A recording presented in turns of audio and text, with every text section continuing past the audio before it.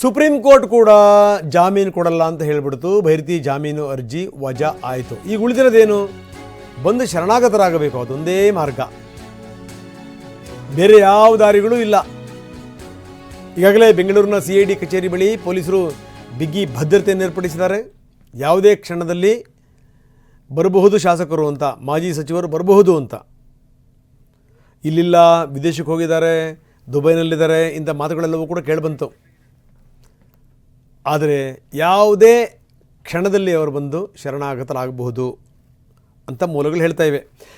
ಬನ್ನಿ, ನಮ್ಮ ಕಿರಣ್ ಈಗ ನಮ್ಮೊಂದಿಗೆ ನೇರ ಸಂಪರ್ಕದಲ್ಲಿದ್ದಾರೆ. ನಮ್ಮ ಕ್ರೈಮ್ ಹೆಡ್ ಕಿರಣ್, ಇನ್ನೇನು ಬೇರೆ ಮಾರ್ಗ ಇಲ್ಲ, ಯಾಕಂದರೆ ಎಲ್ಲೆಲ್ಲಿ ಹೋದರೂ ಎಲ್ಲ ಕಡೆಗೂ ಕೂಡ ರಿಜೆಕ್ಟ್ ಆಗಿರುವಂಥದ್ದೇ. ಸುಪ್ರೀಂ ಕೋರ್ಟ್ ಕೂಡ ಅದನ್ನು ತಳ್ಳಿ ಹಾಕ್ಬಿಡ್ತು. ಯಾವುದೇ ಕಾರಣಕ್ಕೂ ಜಾಮೀನು ಕೊಡಲ್ಲ ಅಂತ ಜಾಮೀನು ಅರ್ಜಿ ವಜಾಗೊಳಿಸ್ತು. ಈಗ ಉಳಿದಿರುವಂಥದ್ದು ಶರಣಾಗತಿ ಒಂದೇ ಮಾರ್ಗ. ಈ ಶಾಸಕರು ಅಲ್ಲಿದ್ದಾರೆ ಇಲ್ಲಿದ್ದಾರೆ ಅನ್ನುವಂಥ ಪುಂಖಾನುಪುಂಖವಾದಂಥ ಕಥೆಗಳಿದೆ. ಎಲ್ಲಿದ್ದರಂತೆ, ಏನು ಎತ್ತ, ಇವತ್ತೇ ಏನಾದರೂ ಬಂದು ಹಾಜರಾಗಬಹುದಾ? ಯಾಕಂದರೆ ಬೇರೆ ಮಾರ್ಗಗಳಿಲ್ಲ. ಇನ್ನೆಷ್ಟು ತಡ ಮಾಡ್ತಾರಲ್ಲ ಅಷ್ಟು ಮುಜುಗರಗಳನ್ನು ಎದುರಿಸಬೇಕಾಗತ್ತೆ. ಏನಂತೀರಿ? ಖಂಡಿತ ರಂಗನಾಥ್, ಮುಖ್ಯವಾಗಿ ಈಗಾಗಲೇ CID ಪೊಲೀಸರು, ಅದರಲ್ಲಿ ವಿಶೇಷವಾಗಿ BK ಸಿಂಗ್ ನೇತೃತ್ವದ ತಂಡ ಈಗಾಗಲೇ ಭೈರತಿ ಬಸವರಾಜ್ಗೆ ಸಾಕಷ್ಟು ಎಲ್ಲೆಲ್ಲಿದ್ದಾರೆ ಅನ್ನೋ ಒಂದು ಮಾಹಿತಿಯನ್ನು ಕೂಡ ಕಲೆ ಹಾಕ್ಕೊಂಡಿದ್ದಾರೆ. ಬಹುಶಃ ಎನಿ ಮೂಮೆಂಟು ಆತನೇ ಬಂದು ಸರೆಂಡರ್ ಅಥವಾ ಆತನನ್ನು ವಶಕ್ಕೆ ತಗೊಂಡು ಕರ್ಕೊಂಡು ಬರುವಂಥ ಚಾನ್ಸಸ್ ಇದೆ. ಬಹುಶಃ ಅದು ಈಗಷ್ಟೇ ನಾವು BK ಸಿಂಗ್ ಅವರ ಹತ್ರ ಕೂಡ ಮಾತಾಡಿದಾಗ ಈಗಾಗಲೇ ನಾವು ಎಲ್ಲ ಕಡೆ ಕೂಡ ಹುಡುಕಾಟ ಮಾಡ್ತಾ ಇದ್ದೀವಿ.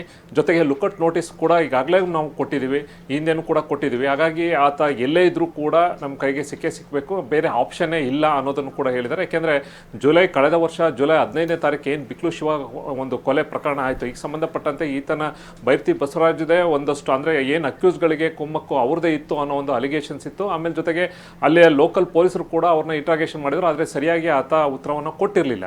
ಆಮೇಲೆ ಜೊತೆಗೆ ಏನು ಈ ಒಂದು SIT ಮಾಡಿ ಈ ಒಂದು ಕೇಸನ್ನು ಟ್ರಾನ್ಸ್ಫರ್ ಮಾಡ್ತಾ ಅಲ್ಲೂ ಕೂಡ ಅವ್ರು ಯಾವುದೂ ಕೂಡ ಇಲ್ಲಿವರೆಗೂ ಕೂಡ ನೋಟಿಸನ್ನು ಕೊಟ್ಟಿರಲಿಲ್ಲ. ಆದರೆ ಕೇಸಲ್ಲಿ ಆತ ಇನ್ವಾಲ್ವ್ಮೆಂಟ್ ಇದ್ದಾನೆ ಅನ್ನೋದ್ರ ಬಗ್ಗೆ ಸಾಕಷ್ಟು ಸಾಕ್ಷಿಗಳನ್ನ ಅಧಿಕಾರಿಗಳು ಕಲೆ ಹಾಕಿ ಅದಕ್ಕೆ ಹೈಕೋರ್ಟ್ಗೂ ಕೂಡ ಕೊಟ್ಟಿದ್ರು. ಹೈಕೋರ್ಟಲ್ಲಿ ಏನು ಆಂಟಿಸಿಪೇಟರಿ ಬೇಲ್ ಕೂಡ ಲೋಕಲ್ ಕೋರ್ಟಲ್ಲಿ ರಿಜೆಕ್ಟ್ ಆಗಿತ್ತು, ಹೈಕೋರ್ಟಲ್ಲಿ ಕೂಡ ರಿಜೆಕ್ಟ್ ಆಗಿತ್ತು. ಆದರೆ ನಂತರ ಈಗ ಸುಪ್ರೀಂ ಕೋರ್ಟ್ ಅಲ್ಲೂ ಕೂಡ ಅದನ್ನು ಡಿನೈ ಮಾಡಿ. ಎಲ್ಲಿದ್ದಾರೆ ಏನಾದರೂ ಮಾಹಿತಿ ಇದೆಯಾ ಅದ್ರ ಬಗ್ಗೆ?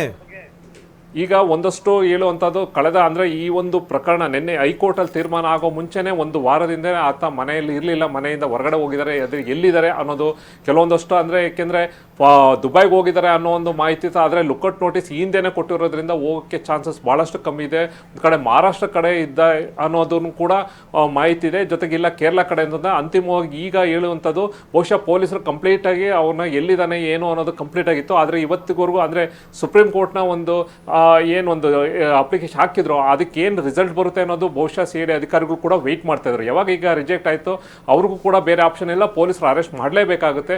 ಅವರು ಇಲ್ಲ ಆತನೇ ಬಂದು ಸರೆಂಡರ್ ಆಗ್ತಾನೋ ಅಥವಾ ಪೊಲೀಸರು ಅರೆಸ್ಟ್ ಮಾಡ್ಕೊಂಡು ಕರ್ಕೊಬರ್ತಾರೋ ಅನ್ನೋದು ನೋಡಬೇಕಾಗಿದೆ. ಬಹುಶಃ ಇರುವಂಥದ್ದು ಬಹುಶಃ ಇವತ್ತು ಸಂಜೆ ಒಳಗಡೆ ಆತನೇ ಎಲ್ಲಿದ್ರೂ ಕೂಡ ಅಥವಾ ಬರುವಂಥ ಸಾಧ್ಯತೆ ಇದೆ. ರಂಗನಾಥ್, ಓಕೆ, ಧನ್ಯವಾದ ಕಿರಣ್ ತಮ್ಮೆಲ್ಲ ಮಾಹಿತಿಗೆ.